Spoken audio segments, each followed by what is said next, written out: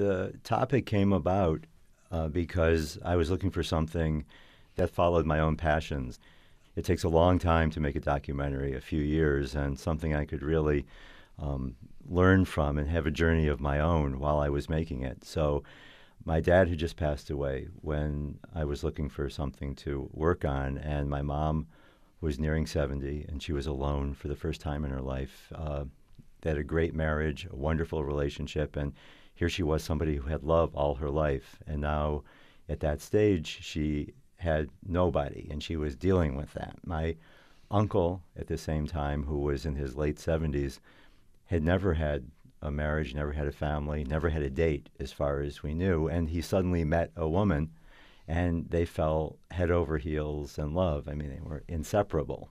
And I thought, well, this is really interesting, because here's two people who, one of them had love all their life and now is without it, and one of them never experienced love, and at this late stage is experiencing it the same way a teenager might. So what is it about love? What is it that our hearts, after a lifetime of experience, what changes about love? What changes about our hearts and desires over a lifetime that the media doesn't really pay attention to? And it doesn't. There's really very little out there about it. So I thought, okay, let's find a way into it and make a film. I was looking for some way to make this topic alive on screen. And I had heard there was a speed dating event for seniors down in Florida. And when I told people about that, they all broke out into hysterical laughter. That was the first reaction. And as a filmmaker, you know, when people laugh hysterically at your idea, it's a hook. You're onto something. Yeah, you found a hook into it.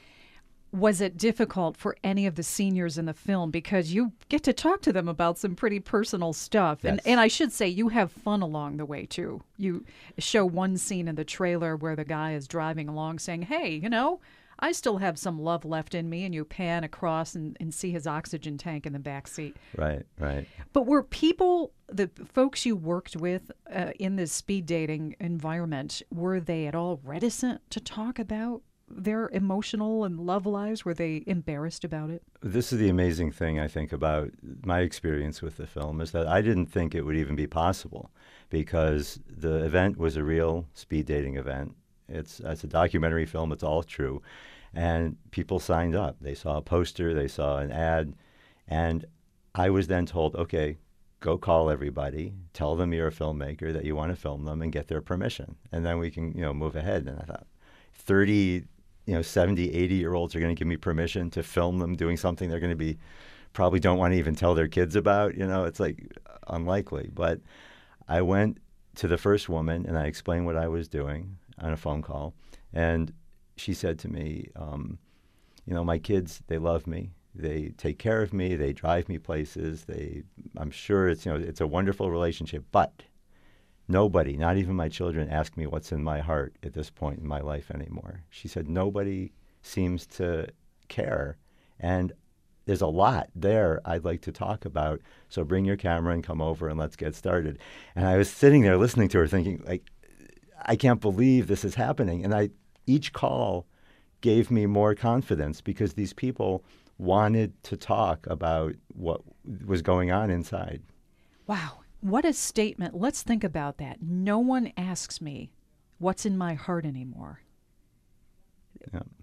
I imagine that someone of any age can learn something from watching this film. We go through our entire lives experiencing love.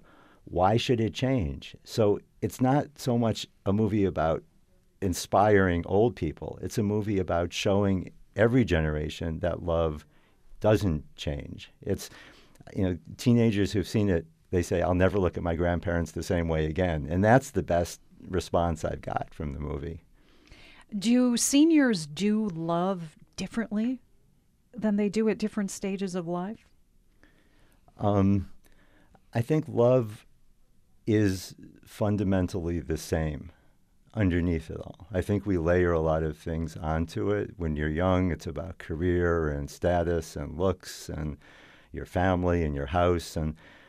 But underneath it, I think we all want to be seen and understood by another person. We want to not be alone. We want to be heard. And when you're older, you don't really care about status as much, about family, about career, about all those things are kind of washed away. But what remains is the desire to be seen by another human being, not to be alone, not to face it alone, especially when you've lived your life, as most of these people have, together as a couple. So, fundamentally, I think love remains the same. This will be premiered locally. It's already premiered in different parts of the country, but the Rochester premiere happens on Saturday. 2 showings at 2 and 6:30 at the Little Theater. And after the 2 o'clock showing, you're going to be doing a Q&A on the film. You'll be there. And also, folks that we meet in the movie will be there watching along with us, right? Yes, they will. Yes, they will. Have they seen it yet? No. So that will be an interesting experience, for sure. Stephen Loring, the producer and director of The Age of Love, thank you so much for taking the time to be with us this morning. Thank you, Beth. I enjoyed it.